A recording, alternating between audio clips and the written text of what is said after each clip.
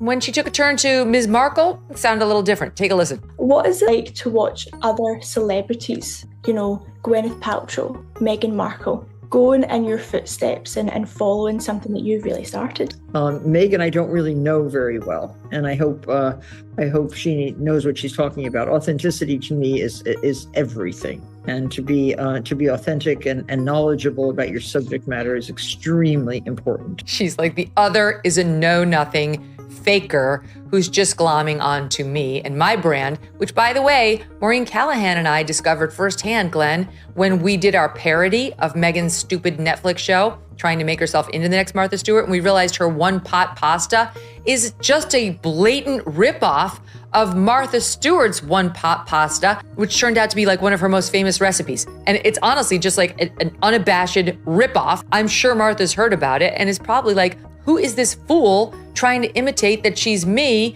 as she, out of the other side of her mouth, complains about how her castle is too small? She wanted silence, but now Meghan Markle is allegedly threatening legal action over a parody video that went viral for all the wrong reasons. The sketch, created by Megyn Kelly and Maureen Callahan, mocked Meghan's carefully curated image, and insiders claim the Duchess didn't find it funny. According to reports, Meghan's team may have contacted lawyers within hours of the video's release, sparking rumors of a potential cease and desist. The parody, titled "With Love, Meghan," exaggerated her lifestyle brand with over-the-top scenes of $200 candles, intentional fruit baskets, and emotional voiceovers. But what caught people off guard was how closely it mirrored Meghan's real public persona: soft, polished, and highly controlled. Critics say it felt less like a comedy skit and more like a mirror. Now, instead of ignoring the joke, Meghan's response has put a global spotlight on it. Allegedly, she's furious, but by trying to silence it, she may have accidentally amplified it,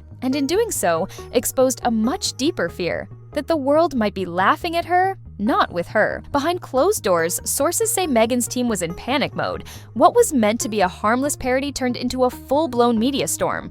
The problem? It didn't just poke fun, it revealed uncomfortable truths. According to insiders, even some of Meghan's former staff quietly admitted the skit hit a nerve. The emotional tone, the branding cliches, the overly curated moments, it all felt too real, and the timing couldn't have been worse. Meghan's image was already under pressure after multiple failed ventures, including her Spotify deal and several media projects that fizzled out without explanation. Meanwhile, Megyn Kelly doubled down. Instead of apologizing, she leaned in, reposting the video, defending it as satire, and calling out Meghan's alleged attempts to silence free speech. She even hinted there might be more to come. And just like that, the parody wasn't just a clip on the internet. It was turning into a symbol of resistance against what critics see as Meghan's obsession with image control. And yet, what happened next showed that this was no ordinary media moment. Because suddenly, people who once defended Meghan began to question her motives, and a chilling pattern began to emerge. As the backlash escalated, something strange started happening. Old clips, past interviews, and behind-the-scenes moments of Meghan began resurfacing, and suddenly, the public narrative started to shift. People weren't just reacting to the parody anymore, they were revisiting everything.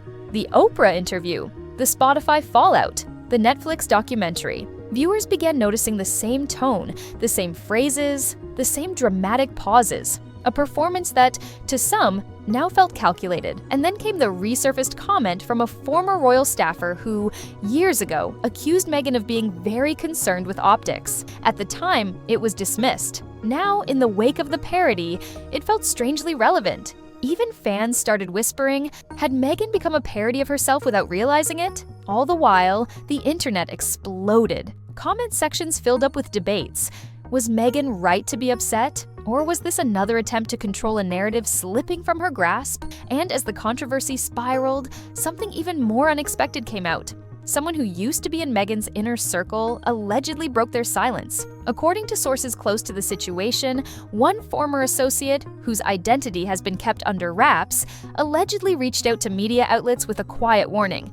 This isn't the first time Meghan's tried to shut people down. That claim, though unconfirmed, sent shockwaves across online forums. Suddenly, commentators and former insiders started piecing together past incidents where Meghan allegedly pushed back hard against public mockery, unflattering headlines, or even mild criticism. One name that kept coming up: Samantha Markle. While her claims are often dismissed as bitter or biased, some now believe Samantha's long-standing complaints about Meghan's need to control the narrative might hold more weight than they once did. The timing made it all the more suspicious. Just as the parody video reached millions, several defamation claims from Meghan's past started trending again, including the one involving Piers Morgan and another tied to British tabloids she previously sued. Even more alarming was how fast Meghan's team allegedly moved behind the scenes. Sources say calls were made, emails were sent, and legal jargon was quietly tossed around, all in an attempt to scrub the video from platforms.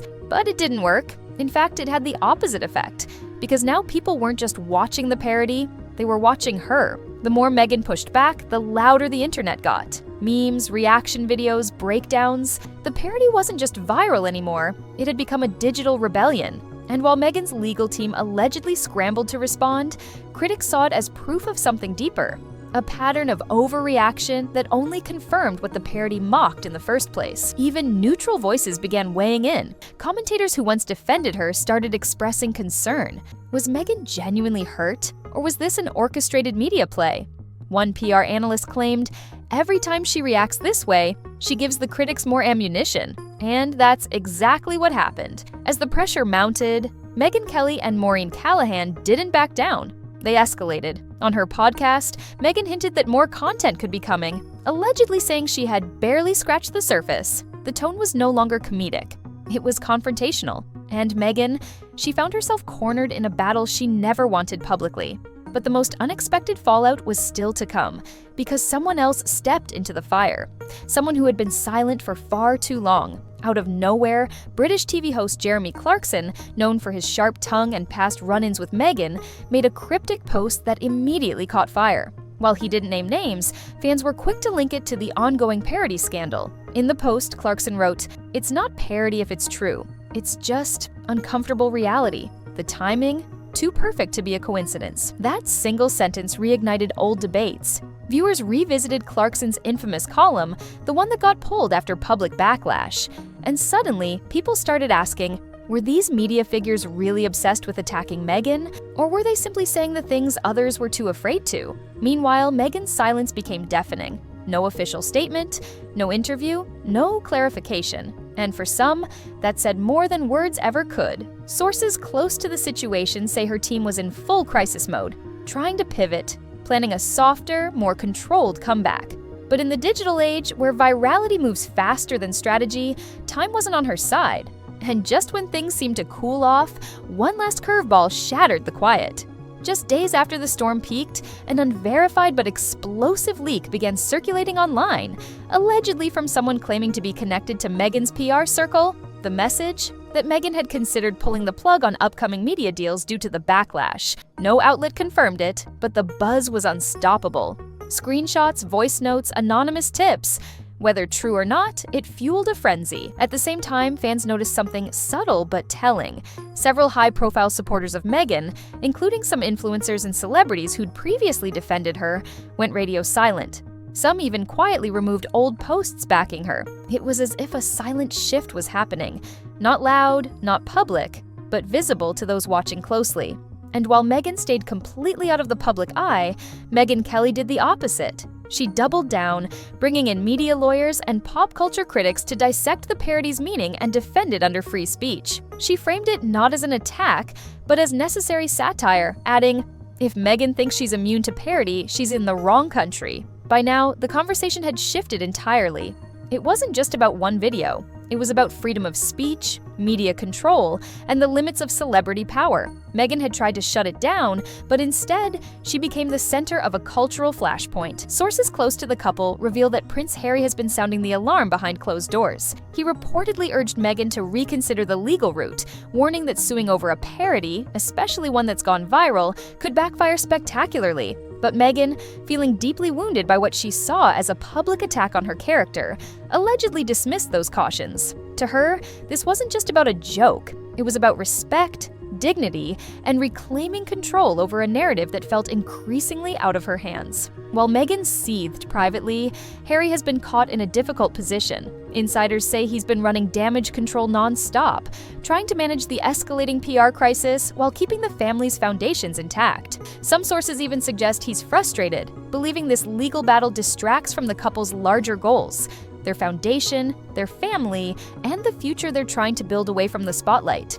On the other side of the Atlantic, the royal family watches from a guarded distance. Court insiders have reportedly shared muted reactions, some shaking their heads, others quietly amused by the spectacle. It's a sharp contrast to the deference Meghan once commanded as a duchess.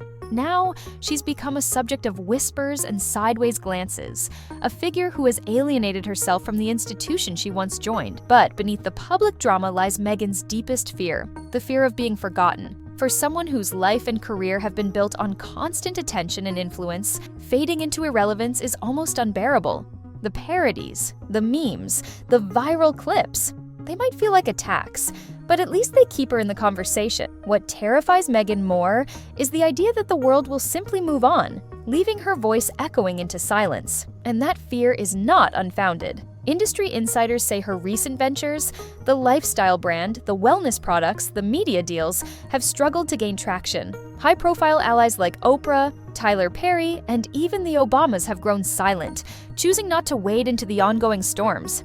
That silence speaks volumes. In Hollywood and beyond, the once bright star is dimming, replaced by whispers of messy and unmanageable. This moment is a crossroads. Meghan can choose to embrace the satire, show vulnerability, and evolve her public persona. Or she can double down on control and litigation, risking further isolation. The road ahead is uncertain, but one thing is clear. The struggle isn't just about a legal battle or a parody video. It's about a woman wrestling with identity, relevance, and power in a world that's no longer willing to let her shape the story unchecked. As the dust settles on this latest chapter, Meghan's fate hangs in the balance, caught between a public hungry for authenticity and a brand desperate to protect its image. The question now is simple. Can Meghan Markle rise above the storm, or will she become the cautionary tale of a star who lost herself trying to control the spotlight? Meghan Markle tried to silence a 5-minute parody, but all she did was turn a small joke into a full-blown media storm. The truth is, the parody didn't invent new scandals or spread lies. It simply held up a mirror to Meghan's carefully crafted image, exposing contradictions the public had sensed but rarely heard out loud. Instead of laughing it off and moving forward, Meghan's decision to threaten legal action only amplified every criticism and drew more eyes to the sketch. Her brand of polished vulnerability, once admired, is now showing cracks under the weight of over-control and hypersensitivity. The public no longer buys curated narratives or staged moments. What resonates now is authenticity, humor, and the ability to take a joke.